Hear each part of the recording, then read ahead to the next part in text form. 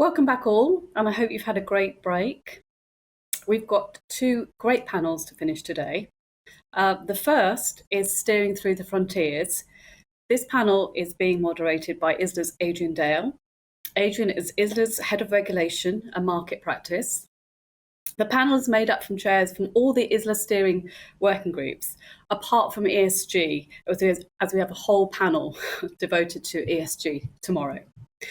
There's a lot to discuss in this session, and Adrian will be leading the panel through a debate about the current work of the steering groups and the frontiers, which he's assured me he will be explaining to you. Over to you, Adrian.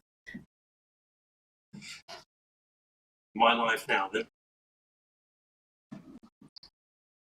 Excellent, very good. Good to see you all as well. Thank you very much, Tina. Hello, everyone, and hello to my panelists, of course.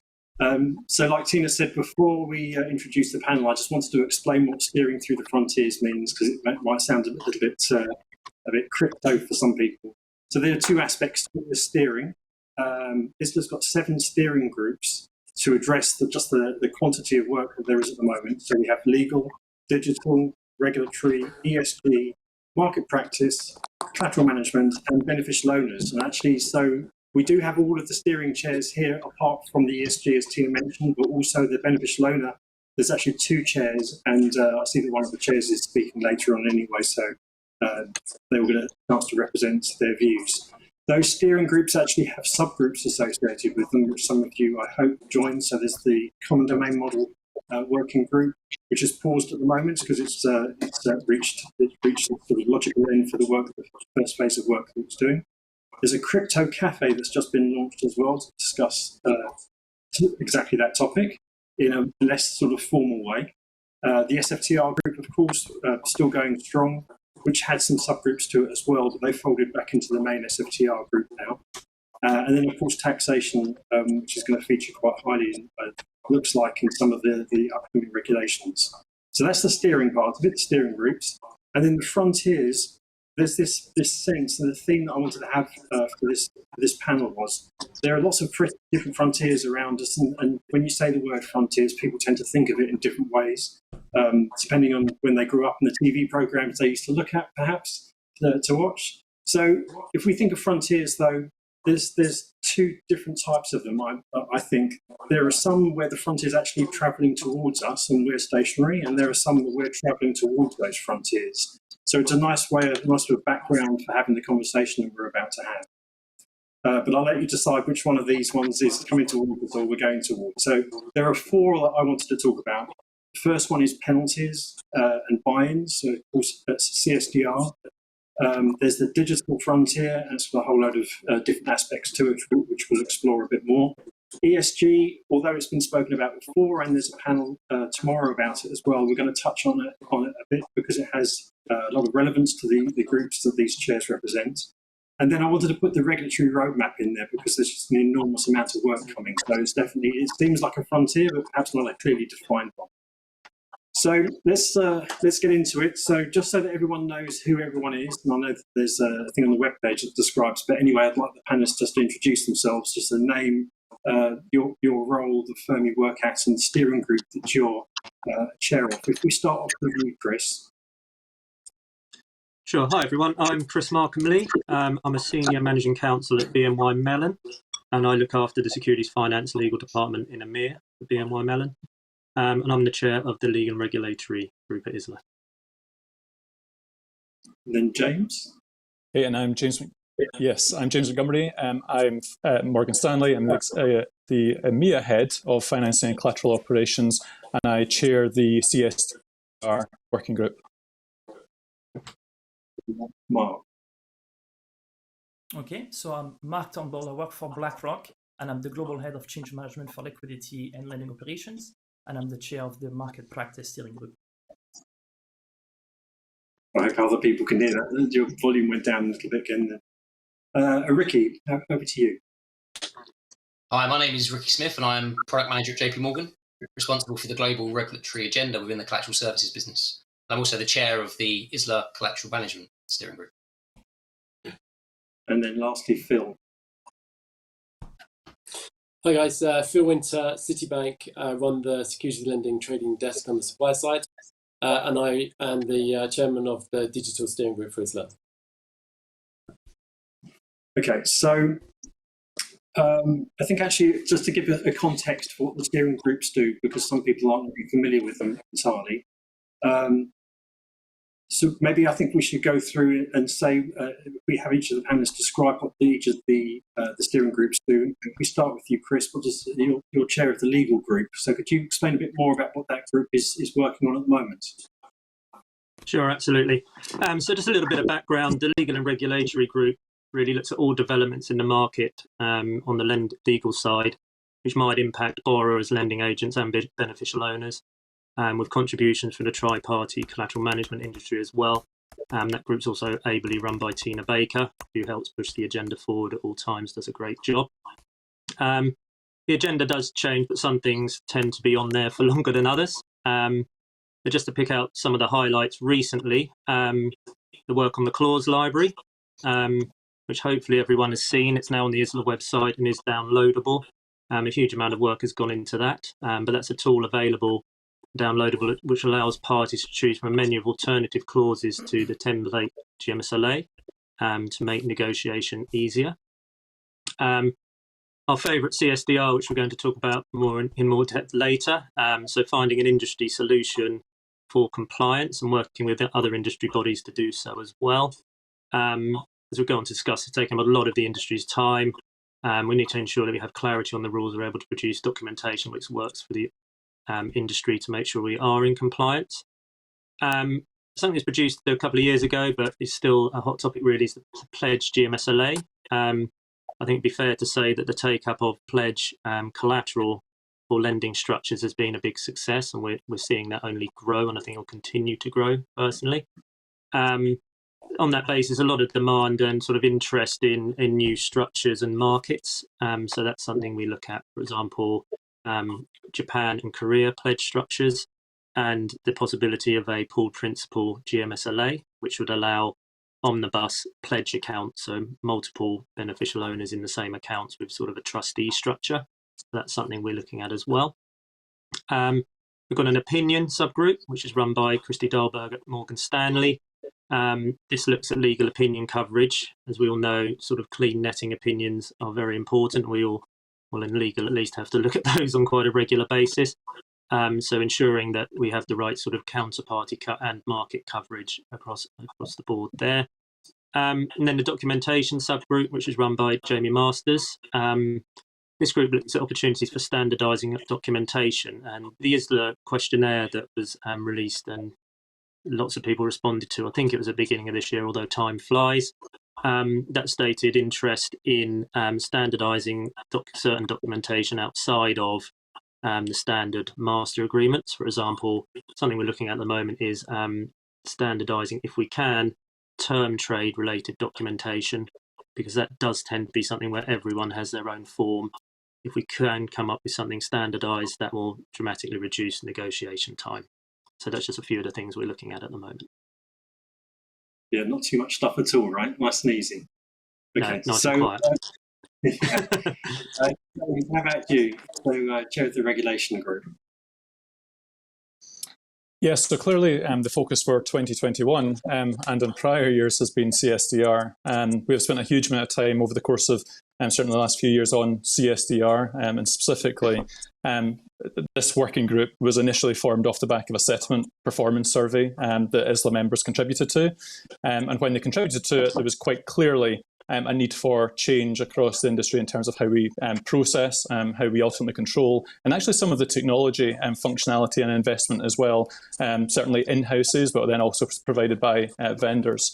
So really over the course of the last couple of years, we have been trying to establish what that new norm, at one point I think we were calling it the sort of future state of what the world needs to look like under CSDR. Clearly, there's still some work to be done. Adrian very kindly reminded me it's only 17 weeks until go live at this point for the 1st of Feb for CSDR, so thank you for that, Adrian.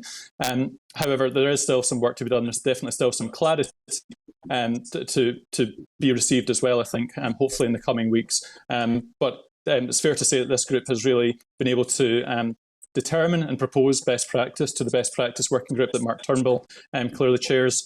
And as a result, we've actually been able to come to agreement around some of how the industry, how the market participants should ultimately react in a CSDR world. So some very interesting conversations that took place. Definitely not all plain sailing either. I think we're now in the best possible state given where we're currently at from a CSDR in particular standpoint. So I'd just like to add actually, so from the perspective of the Regulation Steering Group, because there's so much work going on in there, we're trying to put a process around it of identifying something, doing the analysis on it, and then bringing that regulation into the Regulation Steering Group to gauge how much work we should be doing on that regulation. And then if there needs to be a subgroup, then we'll set one up to focus on those specific regulations. So there's going to be a meeting coming up very shortly, and we'll be running through some of the things I'm going to mention later on to sort of gauge what the priority is from firm's perspective. So being that James did a shout out to market practice, Mark, how about you? Give us an update on what that group's up to. Yeah, thank you very much. So the market practice group is really about efficiencies and how we can be consistent across the industry. And often on our conversations that we're having, we really see similar views. And it's, sometimes I can evidence that with new people introduced within BlackRock to that committee and how these topics resonate. Nothing's new, and it's some things that often across market participants, we have similar challenges that we're looking to address collectively. It touches on the full spectrum of SEC lending, from pre-trade all the way to the billing.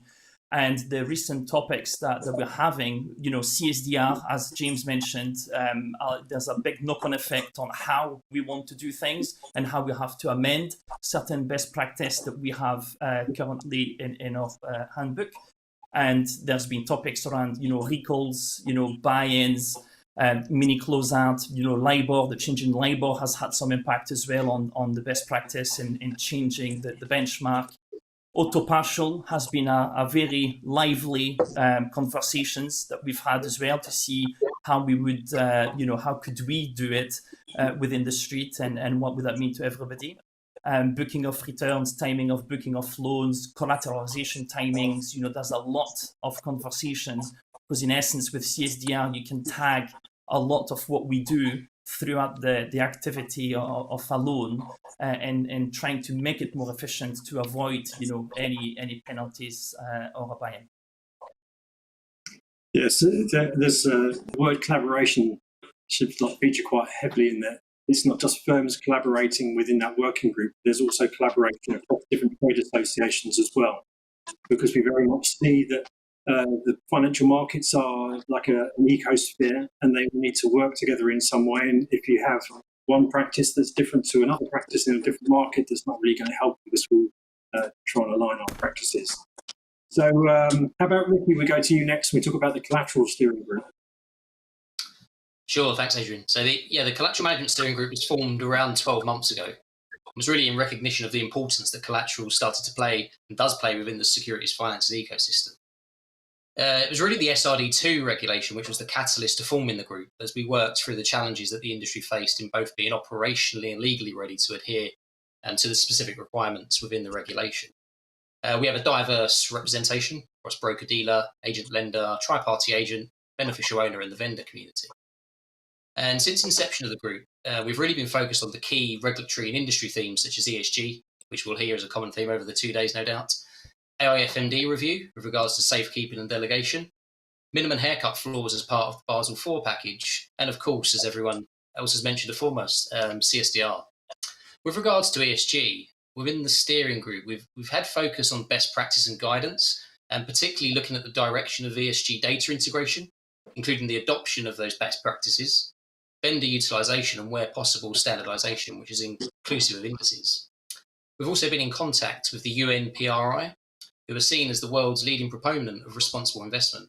Well, we held an initial meeting with them recently to walk through the securities lending and collateral process to provide an understanding of the drivers behind our industry, something that we're going to look to continue with and continue that dialogue on to the future.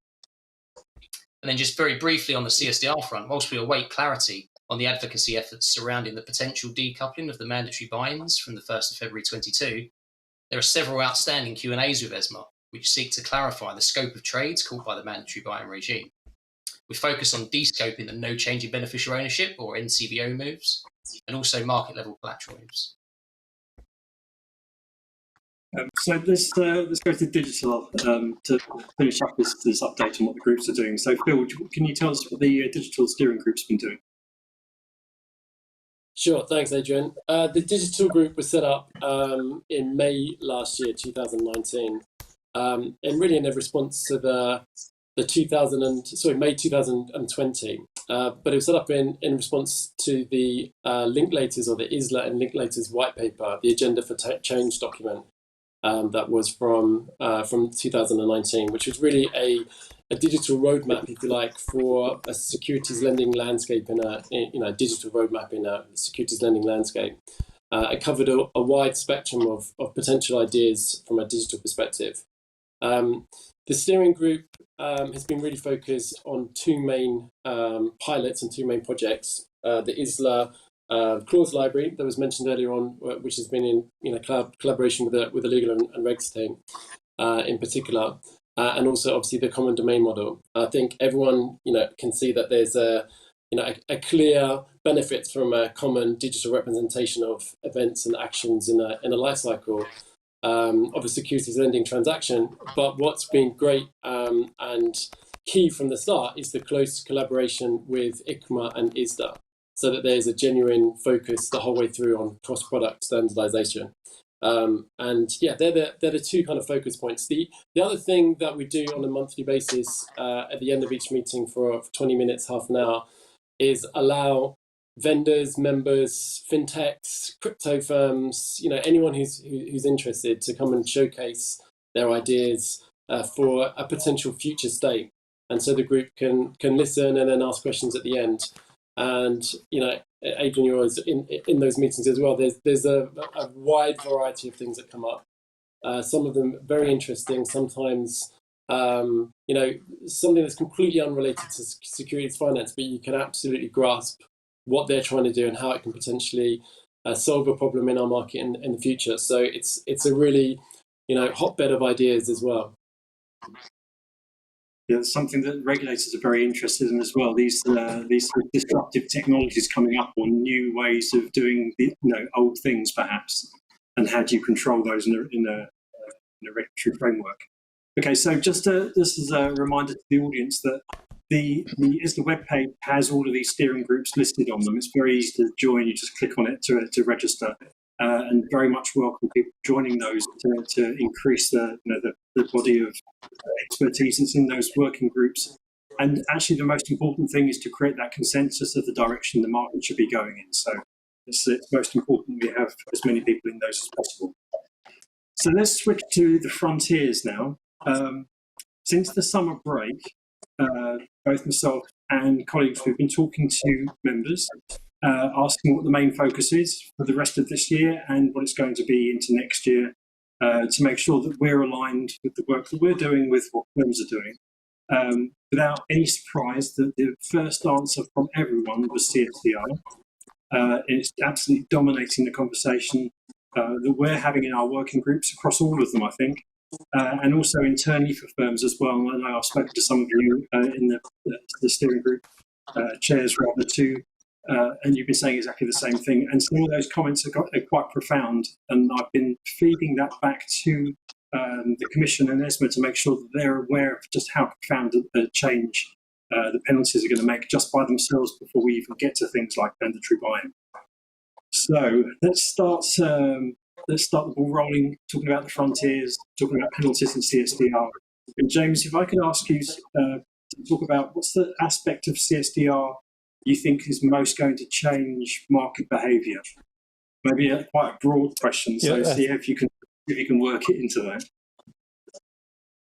Thank you, Adrian. So STs, or securities lending borrowing, I think we've established now sits at the absolute epicenter of many organisations, and I'm sure for many on this call, it's absolutely at the epicenter and probably part of a very, very complex picture.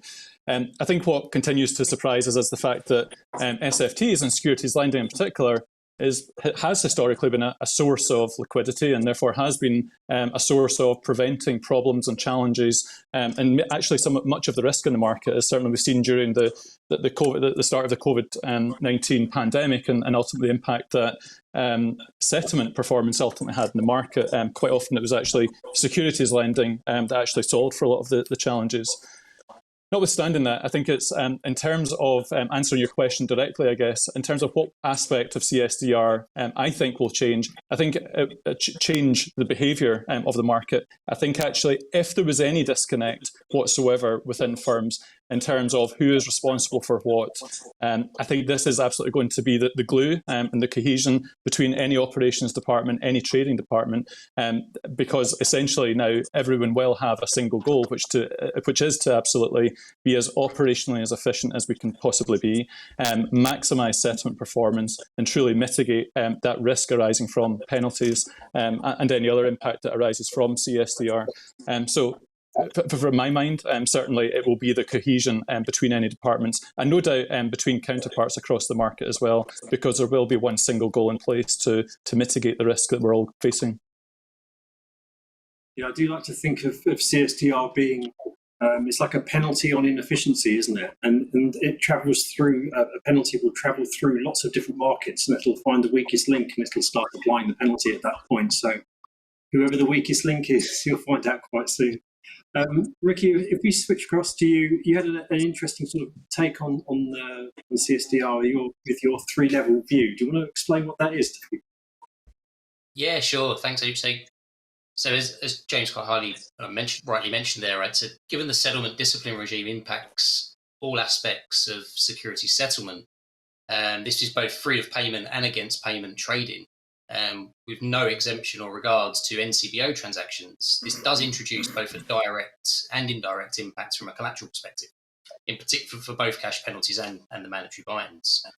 I think I like to think, as Adrian just mentioned there, around there being sort of three stages of evolution with regards to reducing settlement risk and increasing operation efficiency, especially where collateral is involved. So firstly, if we take the bilateral non-cash collateral market, where both the collateral and the underlying loan transaction will result in a market settlement, and therefore both legs are directly impacted from the settlement discipline regime point of view, which therefore further increases the settlement risk, but also for inefficient settlement processes within that type of structure.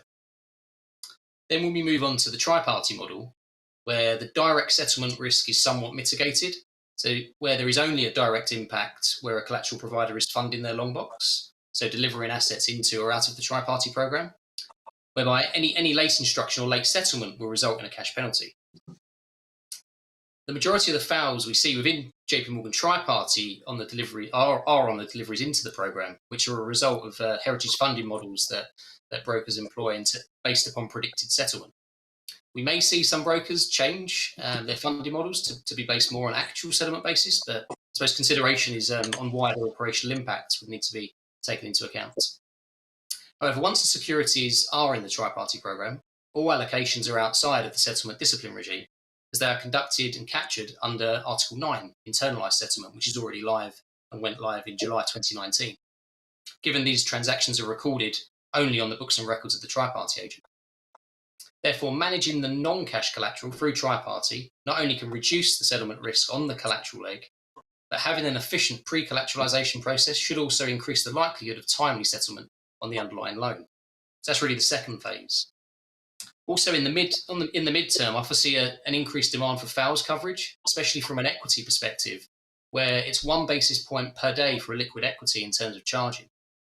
Therefore, having a fully integrated process between the supply requirements and the demand and connectivity into Tripartite agents is imperative to be able to support same-day settlement foul covers. Firms are also leveraging AI to build settlement predictor tools to understand the population of trades that are not only failing at a particular point in time, but are predicted to continue to fail throughout the day. And this is based upon trade and liquidity metrics. And then really looking into the future, into the third phase, it's the work that's currently underway in the DLT and digital space, which will play a significant role in further improving settlement efficiency and removing the settlement risk altogether on both the loan and the collateral leg.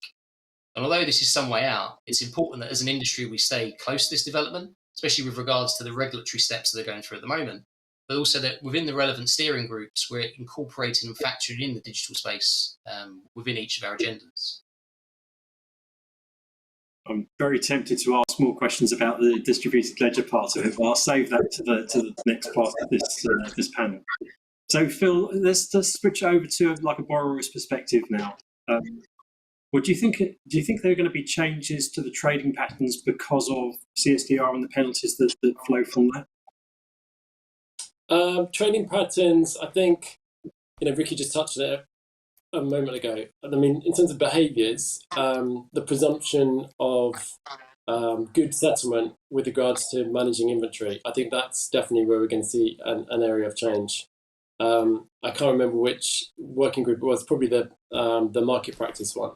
But there's been that regular settlement survey that's been more recently going out once a month now. And I think on the stats for original borrowers, it's something like a 95% settlement rate, but the returns are like 10 or 15% fails, so 85% settlement rate.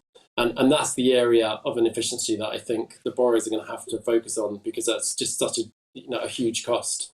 Until now, the efficiencies of managing a tight book have been clear, but that slippage, if you like, of excess borrowers will quickly translate into penalties. So it's logical for most borrowers, if not all borrowers, to take a more targeted approach as to what's likely to settle, as Ricky alluded to there, in terms of actual settlement, or having a better projection of actual settlement, rather than just presuming that everything in the box is due to settle will actually come through.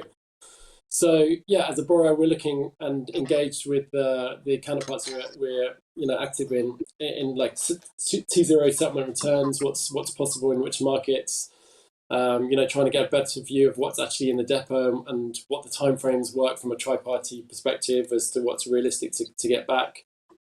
We've also been looking at the churn of the book, the turnover, seeing if we can reduce volumes in order to reduce fines and just free up the settlement teams to have more capacity by kind of bringing down some of the unnecessary volumes a bit too much. It's going to be a balancing act of efficiencies or maybe inefficiencies in terms of getting that balance right. We won't want to keep too much excess on the book because that becomes a strain on balance sheet and costs. But we definitely want to minimise the number of penalties. And as you mentioned, Adrian, honing on where the penalties are high, it will be very clear within the first few weeks as to what the focus areas are.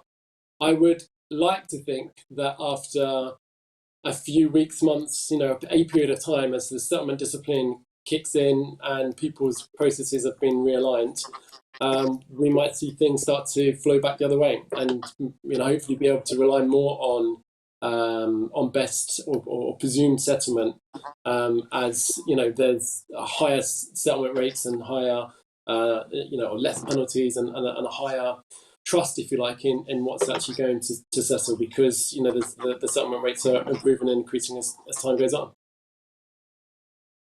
Yeah, the settlement efficiency point's very well made.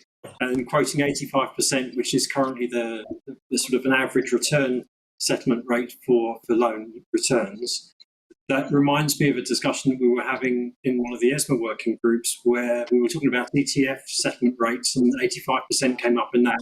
And there was shock from the regulator about how bad the settlement rate was. So there's clearly an expectation over time that settlement rates are going to improve. And I think they will do, because there's plenty of precedent of when you introduce a settlement penalty that it immediately improves settlement rates. There's a good incentive in there. Chris, on the legal side, there's been a lot of focus on mandatory buy-ins and having something in the master agreements as well. I suppose you could say trying to make something out of nothing, because it's not exactly clear what's supposed to be in them. But how are you guys addressing that, and what do you think the outcome's going to be? You said that better than I could, Adrian. Stole my thunder a bit there, but I think you're absolutely right. Difficult to believe from a lawyer, but we actually do like certainty in rules and things like that. So this sort of still a little bit of lack of clarity about what the rules will actually say on the buy-in rules has caused some consternation. The pleasing thing is that pretty much every single industry group has worked together to come up with some sort of mandatory buy-in language that works for everyone, at least meets not the minimum standard threshold, that's probably unfair, but meets the threshold required to sort of being compliant with the current rules as they stand, which is really the RTS Article 25. We're just going from that. The thing we had to avoid, obviously, was if we do have to exchange wording with each other, different firms having different wording. So we're all battling with our own wording. So we've come up with the help of external counsel, Clifford Chance, some wording that will sort of be ready to go as soon as we know we might need to send that out. And that will hopefully be really an exchange of terms between counterparties to a GMSLA or a GIMRA or an ISLA, etc. But yeah, we're still sort of waiting and seeing, but there could be a rush to sort of exchange those forms towards the end of the year if we do have to just get on with it. So yeah, that's been a challenge. I think Ricky touched on it very well. I think sort of just from a lending agent side and lender side, I think the collateral side CSDR is not going to really hit us because we don't rehype or reuse collateral. It'll be it's just kept there as really as a risk hedge, obviously, against borrower default. We may get buy-ins have always occasionally happened, but they're not very common in the market. So that's where one of our lenders might sell a security and it's not returned on time. But there've always been mechanisms in the GMSLA to deal with that, such as passing on buy-in costs or a mini closeout. So that stuff's already existed. I'm hoping it's not going to be too dramatic, this change on the lender and lending agent side. So that was an interesting point about the outcome if there's that sort of cashing out that happens. I think that's quite a fear, isn't it? It's been spoken about in different circles. So I don't know whether any of you want to touch on that. Do you think it's going to impact the availability in our market if people get frightened away by buy-ins and penalties? Yes, I would. I would have thought that. I would have thought, Adrian, that. I mean, everyone knows what's coming at the moment. Clearly, the 1st of Feb is a start date. I wouldn't expect there to be necessarily a big bang on the 1st of Feb because we're currently all building up to that. So maybe there'll be a slight change in the coming months. But I don't think at this point that we're expecting a significant change. I'll put it out there. I'm sure that there won't be full agreement, but at this point, as you told me earlier, we've got 17 weeks. So I would think that the practices should have been changing or should already have been changing to this point, at least to think about how we can mitigate the risk of penalties, etc. So I was sort of drawing from one of the questions that came up there, and so I want to work a bit of the question into the question to you, Mark, actually. So the market practice group has been very much focused on settlement efficiency as a continuation of what we're doing in the CSDR working group. Like has been mentioned about the settlement surveys and the cross-association work and stuff like that. But do you think there's a reputational risk angle to this as well? So presumably what's going to happen is people are going to measure the settlement efficiency of counterparts before they trade with them. Do you think that's going to happen? Or is it already happening? I mean, I think people are aware as to who is, good with settlements versus others. I mean, everybody benchmarks their counterparties in some way, shape, or form internally. Therefore, you have some rough ideas as to, who to have conversation with to improve things if they are to be improved. Inevitably, CSDR is shaping a lot of conversation at the market practice group, but also between firms, bilaterally, to try and see what can be improved to mitigate fails and avoid as much as possible all that operational burdens that would penalties and buy-ins bring to us, if you like. So I think it will, and I think it's already happening, quite frankly. A lot of bilateral conversations do happen. Okay. I was actually going to ask as well, it's like how you feel about the go live and the 17 weeks to go, but that's probably too much of a question to ask. I'm just looking at the time, and so perhaps we should switch on to the next topic, which is the digital frontier. We've been discussing it literally for decades, I would say, with distributed ledger technologies being mentioned now, which is good to hear. It used to be discussed in using the term blockchain, which is another type of distributed ledger. We've had common domain models being discussed.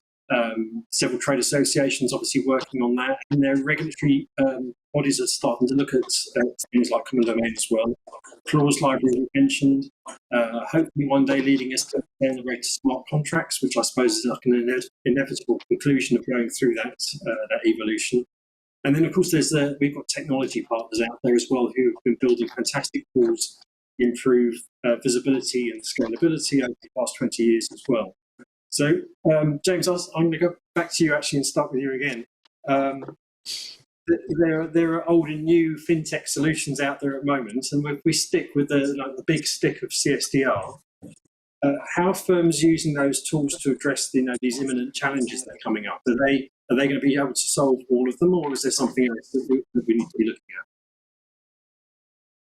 at? Yeah, I mean, I certainly think there's some functionality available, and some of it's available, and much of it has not actually been utilised to some extent, whether it's provided by vendors or actually whether it's provided by the T2S platform itself.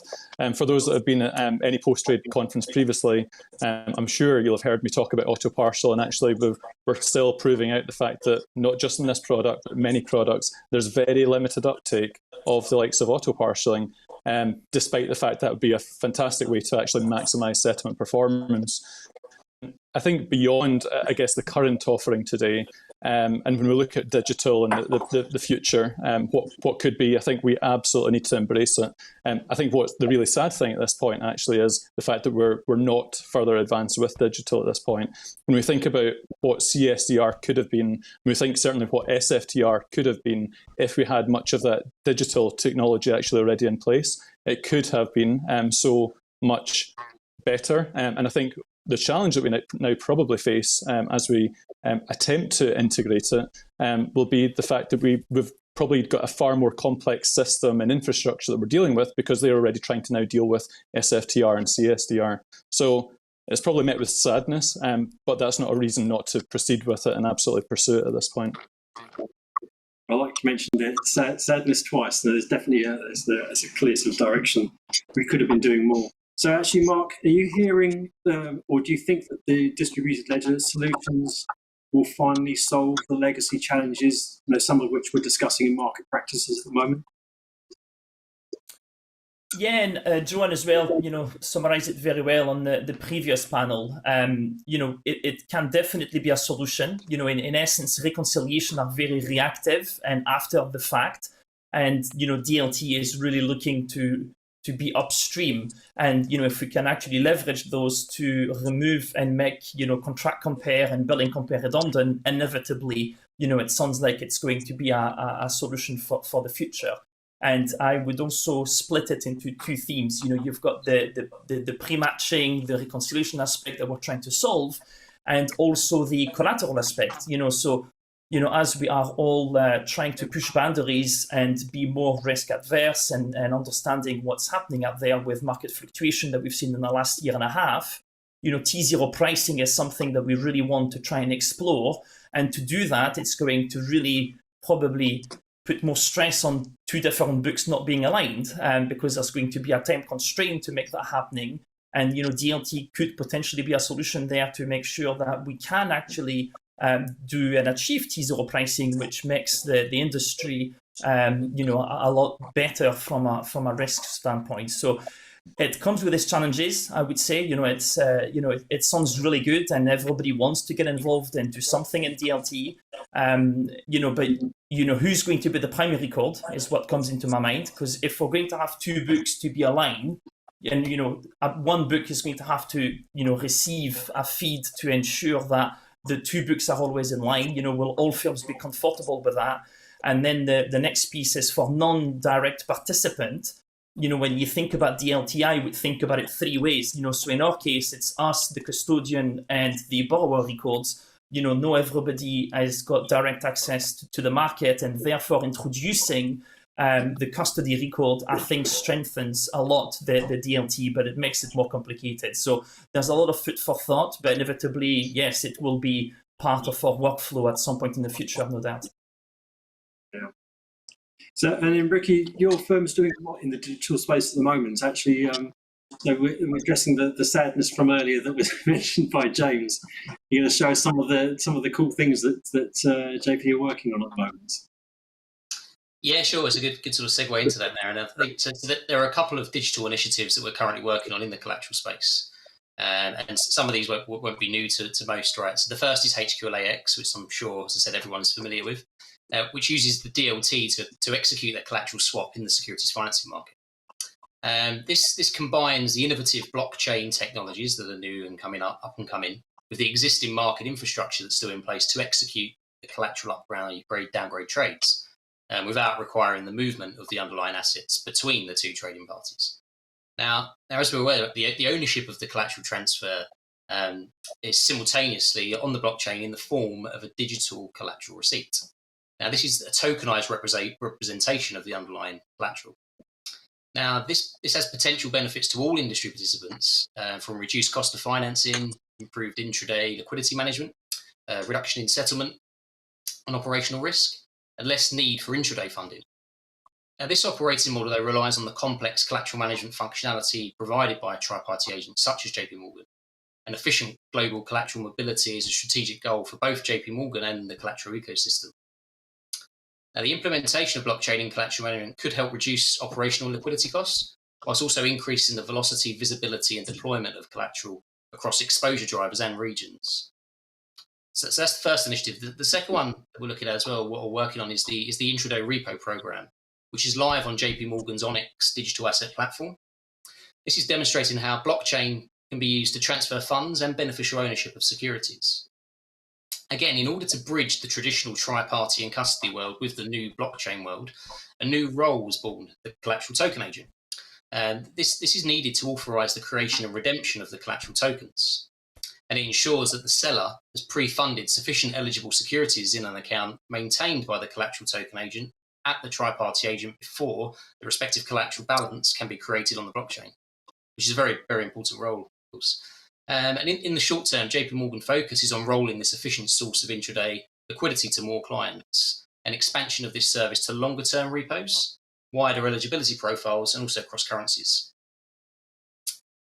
So really, just to summarize, in my view, that these technologies within the DLT space will continue to evolve, with focus very much on the transition to digital collateral, whereby ultimately all assets will exist in a digital form only.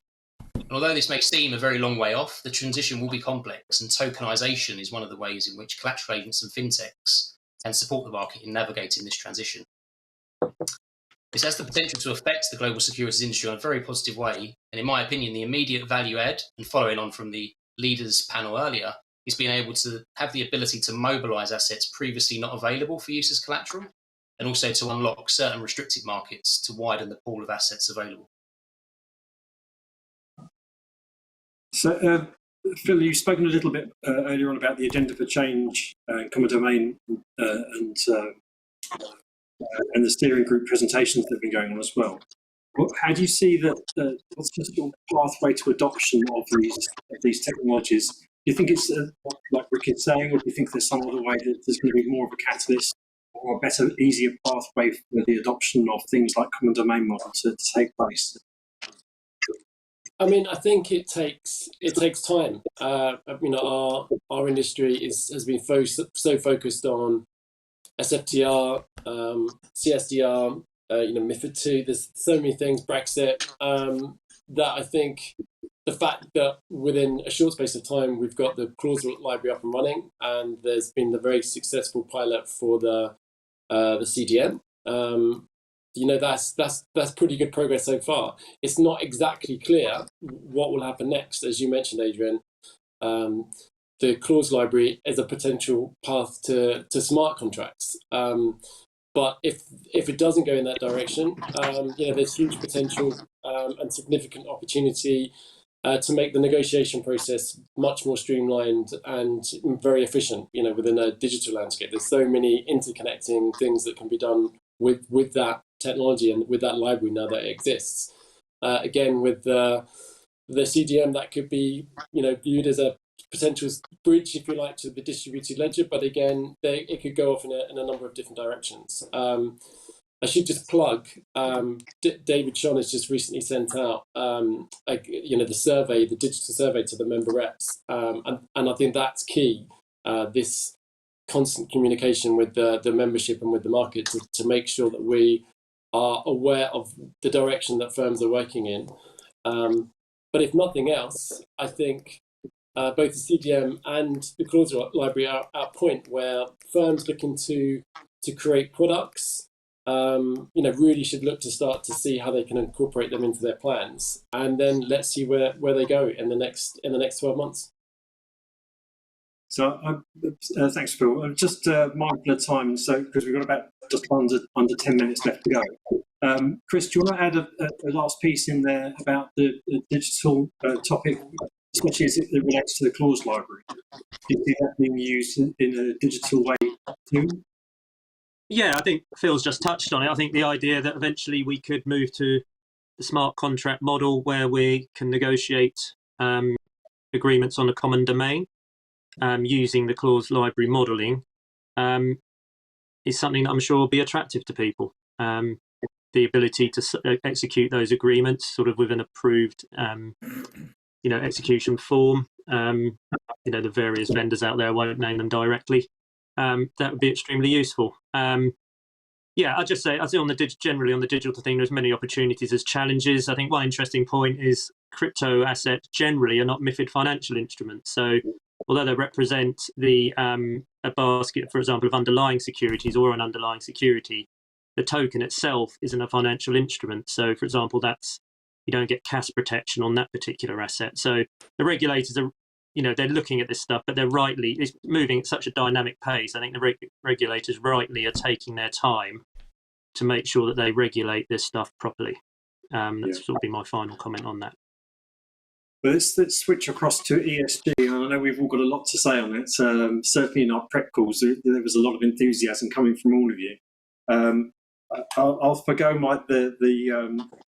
the introduction I'm going to give, and we'll just jump straight into it, and we'll keep it relatively brief. So, James, you want to start off with giving a sense of the potential impacts you see coming from ESG from your perspective? Yeah, and I'll maybe stick with the operations view maybe at this point in time. And I think now is the time actually to be as ready as we possibly can be for ESG. I think part, again, of the complexity with ESG is we don't quite entirely know what it looks like. There has been a lot of talk of regulation. There's been a lot of talk of different ways of doing it. And all of that sort of uncertainty and ambiguity to an extent does leave us with question marks over how ready are we actually to implement it from a systems perspective across, again, the industry. If we're looking at how do we select specific product types, collateral types, etc. And then potentially also the liquidity impact that could have on much wanted, demanded assets across the market as well. I would, at this point in time, I think all focus is absolutely on how do we make sure that we're as ready as we possibly can be from a systems, technology, and infrastructure perspective to absolutely support it to the fullest extent. Yeah. And Mark, have you got the same type of view and approach? Yeah, I mean, from a lender perspective, what comes to my mind are the complexity of schedules, so you can't really commingle an ESG mandate with the mainstream, and therefore it's going to require its own schedules. New index will have to be introduced to be tracked. And then you've got an interesting balance there between what you would want to have, within the strategy of the fund versus what would be considered good collateral. Because the key of the collateral is to make sure it's going to be liquid in the event of a default. Lenders, if they don't already have, will strengthen their oversight because you will want to make sure that no eligible assets have really been pledged outside of the rules you've set. And through the market practice, we've discussed around the recalls, so the recalls outside of sales have always existed, but they're really going to be emphasized now with things like proxy, as we've discussed in the concept of ESG. And then Ricky, what about from your perspective, presumably a bit more tripartite oriented? Yes, and I think it's good. So on the collateral front within the working group, we've heard the industry with regards to we're seeing an increase in focus from investors on portfolios that are filtering highly rated ESG companies. and therefore equally important that the securities received as collateral in relation to the underlying financing activities adhere to the same principles. However, sort of how those principles are then integrated in the collateral management process does present and still remain a challenge. Like things, I think, like most things, I suppose, standardisation and automation are key in being able to devise an industry-wide solution. And as the age-old saying that ESG means different things to different people, therefore, it's more about having, I think, automated, customizable solutions as opposed to a standardization set of rules. Now, historically, you'll be aware within Tripartite, exclusion lists have been, as such, they're a list. And you can appreciate they'll be ever-growing and ever-changing, and lenders will set those based upon specific requirements. So although that's feasible going forward, it's not sustainable. Within JP Morgan Tripartite, we've introduced 10 ESG indices, which clients can use to create eligibility sets and test the collateral they receive meets their underlying ESG objectives. But something else we're hearing from the industry is that we need to remain cognizant. Obviously, the main purpose of collateral is to mitigate counterparty credit risk at the end of the day. And if a lender's collateral set were to become too prohibitive, borrowers may be forced to trade elsewhere. And again, that data is obviously critical to the future direction of ESG collateral, and those data vendors, rating providers, how they will shape up in the future, given the plethora that they're out there at the moment, seems to be what we're waiting on at the moment. And there's particular regulatory guidance and clarity as well that the industry is waiting on. And it's also important that within, though, the Collateral Management Steering Group, we collectively continue to work towards shaping the direction and best practices, aiming for solutions that enable firms to adhere to their ESG principles, but also ensuring minimal impact on trading and liquidity. It does feel to some degree that there's a lack of clarity around it, not in the same sense as CSDR, of course, but there's taxonomies and regulations that are due to be coming out, which are obviously going to clear up some of these things. And then as they come out, we get better clarity, then we can all gather around and figure out exactly how we use those, as other markets will as well. Phil, did you want to add some thoughts as well from your perspective about ESG? Yeah, I know we're running out of time now, but no one's mentioned the increased risk of recall. So from a borrower perspective, that's obviously very important to us. We'd definitely like to see lenders. To be fair, there were a few isolated incidents last year which were a bit disruptive, I think, in the market from unexpected recalls, mostly around EGMs and AGMs. This year has not been too bad, touch wood so far. But if this continues, we'd definitely like to see, more segregation of supply or clearly visible supply. Clearly some of the technology and things that come up in the digital working group, these things can clearly play a role in helping to segregate or to clearly identify callable from non-callable supply in a very organised way. But yeah, that's one thing that's obviously a big focus for us from a borrower perspective.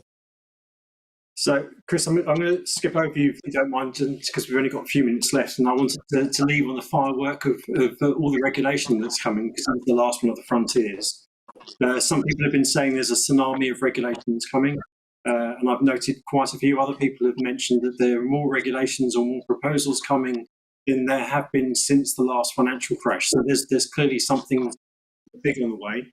And I wanted to list a few of the topics I think are probably going to be featuring in these working groups and these steering groups. So not least of which is going to be Basel IV, which is going to be looked at from both the EU and the US, both from all three different locations: the US, the UK, and the EU.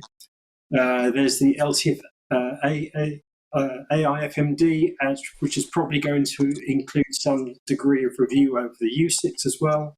Sustainable corporate governance. DAC 8 is going to be, the digital and tax conversation, which was quite difficult before when we were looking under DAC 6. There's the MIFIR, SFTR, and CSDR reviews coming up as well, in 2022 as well. And then, of course, at the same time, because a lot of that was happening, that I've spoken about, was happening in the EU, it's going to be happening in the EU space. The UK is obviously doing its own piece of work.